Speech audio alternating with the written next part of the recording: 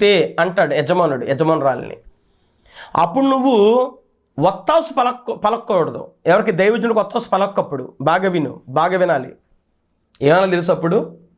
అవును నిజమే, అతను మంచోడు కాదు, కరెక్టే. ఎవరు మంచోడు ఉన్నారు? నువ్వు మంచోడువా, నేను మంచిదాన్నా? మనం తప్పు చూడాలనుకుంటే ఎవరినైనా తప్పు చూడవచ్చు. మన ఇష్టం కదా అది. మంచి చూస్తే పాజిటివ్ మైండ్ ఉంటే పాజిటివ్గా చూస్తాం, నెగిటివ్ మైండ్ ఉంటే నెగిటివ్ ఎనర్జీ నెగిటివ్గా చూస్తాం. అది మన చేతిలో ఉంది. అయితే మంచోడుగా దైవజనుడు మంచోడు కాదని వదిలే, కానీ మనం దైవజనుడి గురించి కాదు కదా బ్రతికేది. దైవజనుడి లోపల ఉన్న దేవుని మాట, ఆయన పంపించినోడు కదా గొప్పవాడు.